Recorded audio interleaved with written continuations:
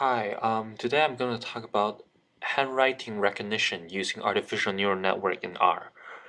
And previously I have talked about neural network in R using some of the package. But today I'm going to show you how to hard code it and how to derive the gradient to update the parameter. So since I don't have like a writing tools on my computer, I'll just scan one of my notes. So I hope you can. I hope my handwriting is understandable for you to see the derivation. So first of all, let's define. So I'm assuming you all know about the artificial neural network. Basically, you just have an input layer, hidden layer, and the output layer, and then you can have as many as output layer as you want. But you just need when you do the when you create when you develop the gradient for the parameter, you need to just keep going back to look for your previous layer and continue look for the next previous layer. So here I'm just going to show for this network with only one hidden layer how to derive the gradient using back propagation. But you can but the idea is the same as long as you just keep checking your previous layer. So here I'm just going. So first of all, let's define our y hat. So you will have so basically you start from your data. So you have x, and then you have let's say you have 4 features here, and you use x multiplied by the weight, and then plus the bias, which is to control whether to help you to control to activate or not activate the neuron. And then that's give you then you proceed to the second layer, and then you apply the sigmoid function in each neuron, and then you achieve you arrive on the second layer, and then you keep going to your next layer. In our case, this is already the output layer. So so after your first sigmoid function, you multiply by the weight on the second layer, which is our output layer, and then you multiply by the bias. So you achieve at this neuron here, and then you apply the sigmoid function again, and then it will give you your final output in your output layer. So if you have more than one hidden layer, you can just keep multiplying your weight matrix plus bias, and then apply the sigmoid. You just keep expanding your y hat in here. So in this case, I only have one hidden layer and then output layer. So that's why I just have one sigmoid function for my input, and then another sigmoid function embedded for my input in the second layer. Yeah, this is your first x xw, and your second xw2. And then here I set the cost function as the summation of the difference between actual y and your y hat, and then multiply by 1/2 and then taking the square here. The reason for this design is that I can cancel out when I take the derivative for this square and this 1/2. But there are many ways to create this cost function, and then there are some pros and cons. So here I'm just showing the basic derivation for the gradient, but by using different types of cost function, you will get different performance. So now I'm going to derive the gradients for each parameter. So for my for this neural network, there are four parameter in this system. So one is the weight matrix in the first hidden layer, and the weight matrix for my second output layer. So there's W1 and W2. And also I have a bias matrix in my first hidden layer, and a second bias matrix on my output layer, so that I have totally four parameter I need to update. So I need to derive four gradient for these four. So the gradient is just dj dw. So just like taking the derivative of my cost function on each different parameter. So now we are starting from, so now we are going to calculate the gradient backward. So we start from here. We have the actual y and y hat. So dj dw, you take the derivative of this on with respect to w2. So you take the 2 here, and I think I'll just go through this very fast. I think this note is very clear, and then you have some basic knowledge on the derivative. And one thing I want to point out is that this part, so y hat is basically this formula here, and then you need to take the derivative on weight. But since the weight is embedded within the sigmoid function within this y hat, so you need to do so you need to use some technique to go to look to look for your previous layer. So now I'm just taking the derivative of y hat on respect to z3, where z3 is actually the terms that is embedded in this sigmoid function, and then you multiply by another term dz3 to dw2, so that basically just expand the term here. So since since y hat is just like a big sigmoid function, so when you are taking the derivative respect to z3, where z3 is this whatever term in your outer sigmoid function. So basically this is just like a where this is just like a derivative for the sigmoid function with whatever is in this sigmoid function. So I'll just write f prime here, which is just the derivative of the sigmoid function with the things with all the terms inside, and then you just proceed to your second term here. Since the z3, so z is basically the whatever terms that is in your sigmoid function, and then you take the derivative with respect to w2. So here basically just the sigmoid function here, right? Since this is multiplication and then this term has nothing to do with w2, so basically you just put this term here.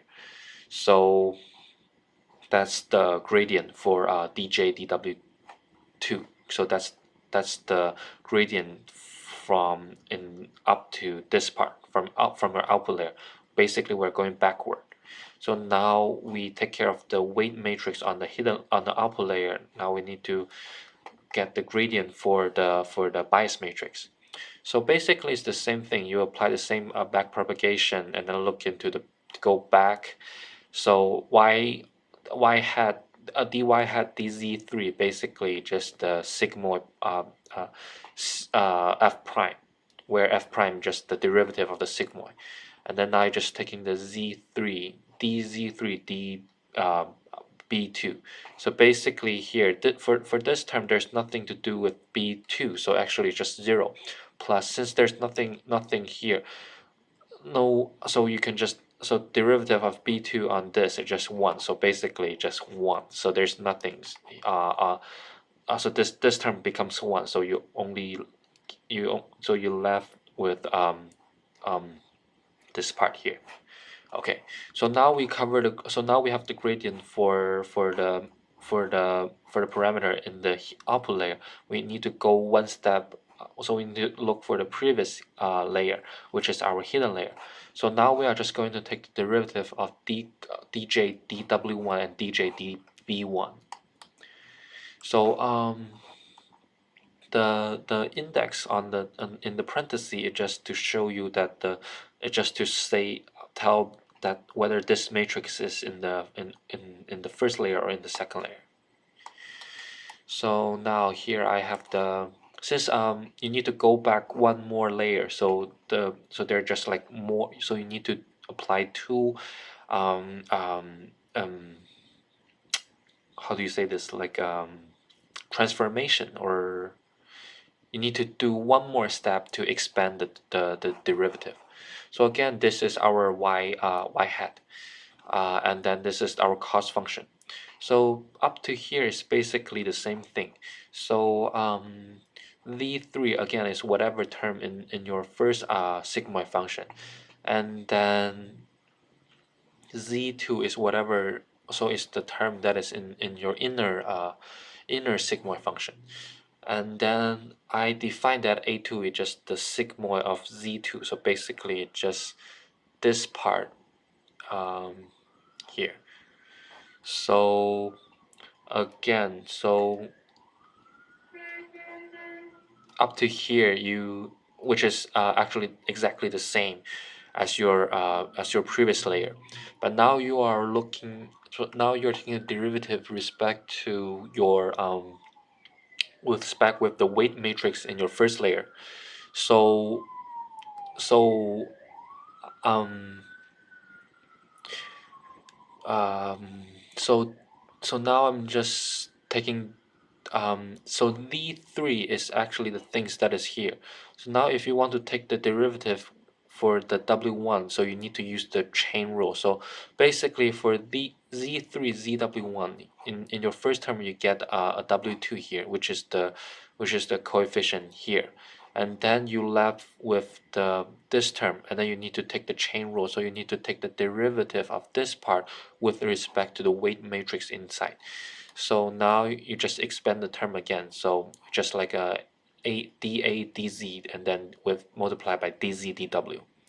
So dA dz is basically just again sigmoid prime uh, here, and then dz to dw2 is basically just the x here. So you put these two terms here. So this is the gradient for your weight matrix in the first layer. Again, you need to take care of the bias matrix for the first layer. Basically, just the same thing. It just in here you need to take the dz2 db1. So basically, there's still nothing. There's no coefficient here. So basically, this term become 1. So so that you have this term here for your gradient. So now we have derived all 4 gradient, and now I'm just going to apply in R using the formula we get here. So since there are lots of terms that is similar between so you can, when you actually do the coding, you can actually you can reuse them, or you don't need to type it out every time when you calculate the gradients. So I will show you one of the example here. So I'm using the MNIST the handwriting digit dataset. So I already run the neural network, and then I also use for loop to check. There are two things I want to check. So one is the number of hidden layer. So I want to check which hidden layer can give me the lowest cost function here. So that is one of the things I want to search in my program. So I use two nested for loop, and then to check which hidden layer will give me the smallest cost function, and also one of the scalar, which is what I use here to update my parameter. So I also want to find the optimal scalar to update my parameter here. So first of all, so actually this part is the core to update so I hope you can like take a look and see if there's anything if you have any question, let me know, and then make sure you understand how to derive the gradient for the parameter, and then the rest it just apply the formulas in terms of your programming language.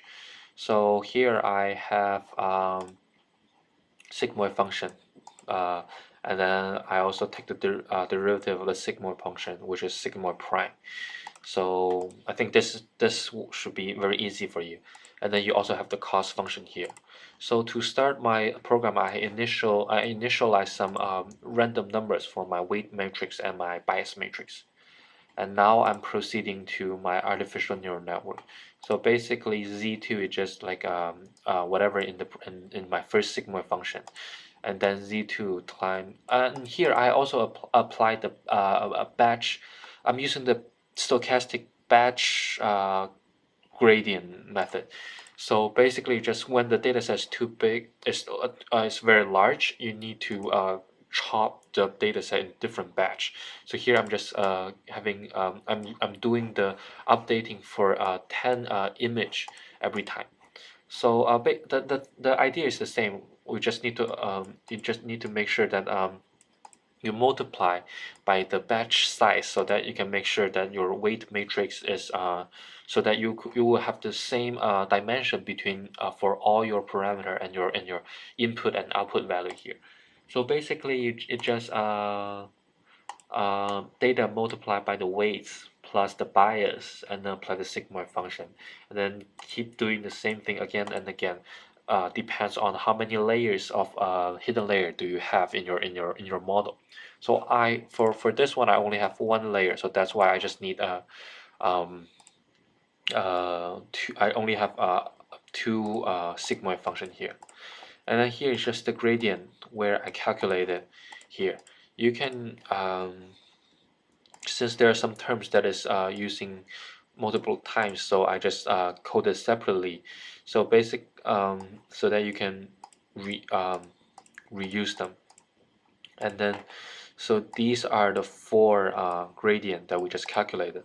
And then here I update the parameter minus the learning rate, and then the grade multiplied by the gradient. So I already run this algorithm yesterday night, and then since there are for loop, and then each run will take some time, so I let the machine to run when I go back home. So it might take some while, and now I already have the result. So for my number of hidden layer and the gradient and my learning rate for the gradient, I'm searching for for the hidden layer, I'm searching for from all the way from 1 to 40. So I'm checking which number will give me what number of hidden layer will give me the lowest cost function, as well as the learning rate. The learning rate is just starting from 1 to 100 and then divided by 100. So basically just 0.01 and then 0.02 all the way to 1. I'm see which learning rate and hidden layer can give me a better performance. And now after my result, I find out that um, um, when I have 35 hidden neuron in my hidden layer, and the learning rate is 0.54, I get the lowest error. Uh, Actually, I'm trying to get the lowest error. So my error is just about like 15% for my for my prediction. So if you are so the MNIST dataset already come with the test and training training set and testing set.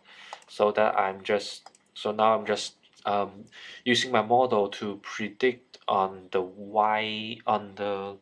test image, and then I calculate the difference between my prediction and the actual label for the testing set.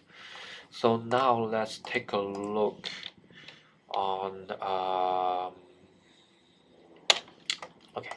So actually let me so after I run the model, I still haven't checked the prediction. So now let's say I use 35 neurons in my hidden layer, and my scalar is 0.54.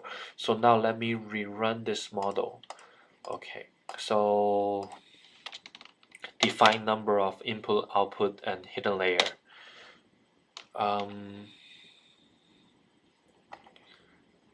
scalar should just be, okay, so let me do this again, and then scalar should be 0.52.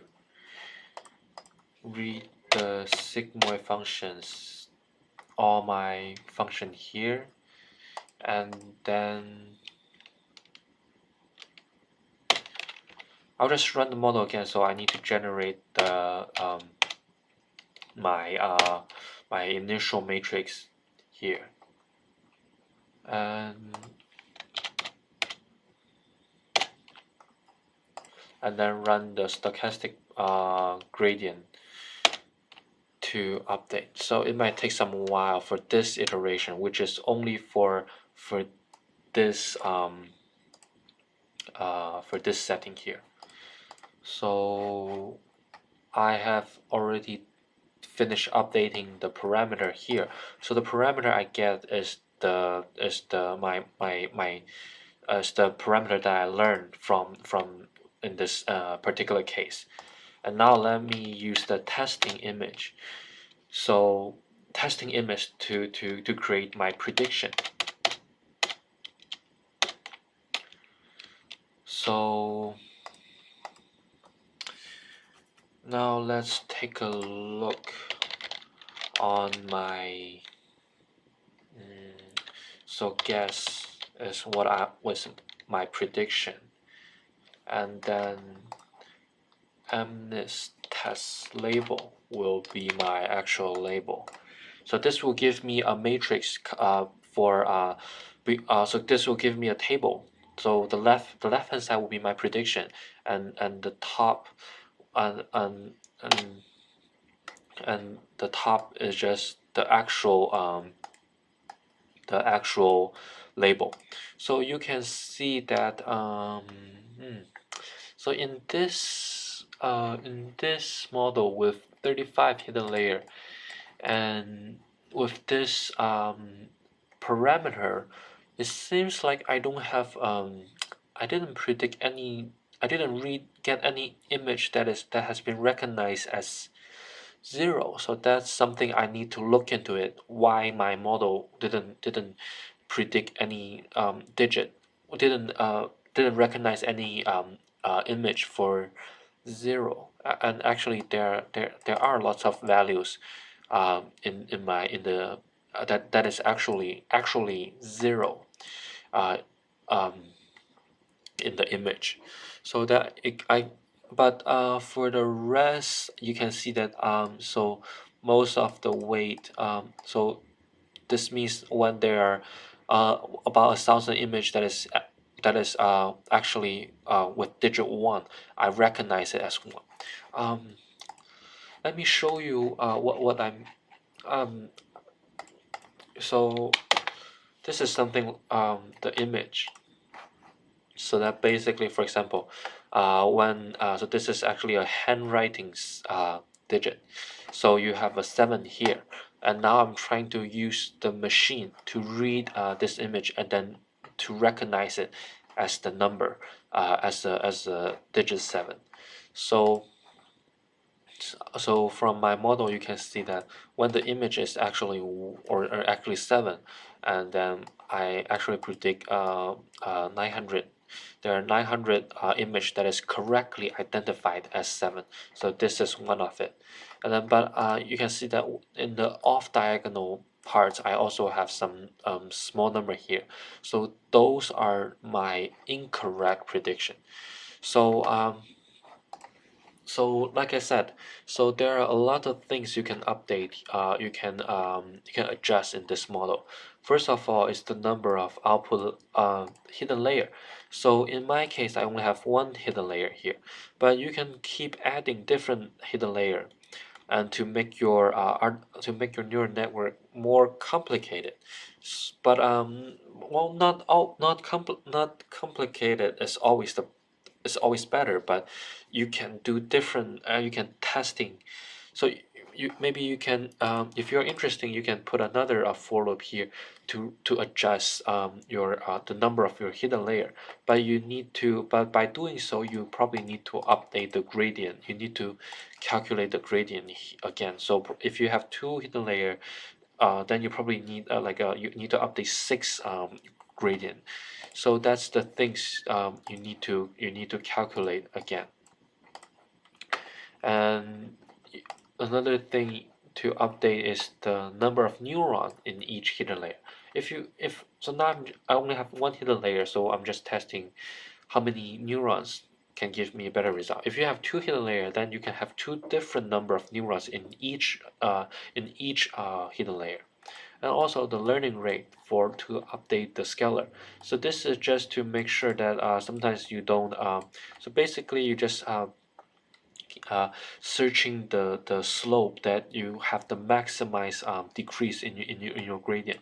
But by adjusting, so you don't want your learning rate to be very large so that you overshoot, so you can miss your minimum in your gradient, or you don't want to make it too small so that it might take a very long run, or not even it would take a long run to search for the minimum, or may when if the iteration ends, it might still not reach to the minimum.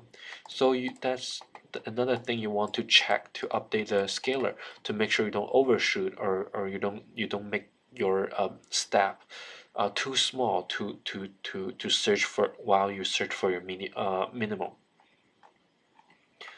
And so so this is basically how, as a simple example, how you can run a neural network, or actually the math behind this neural network.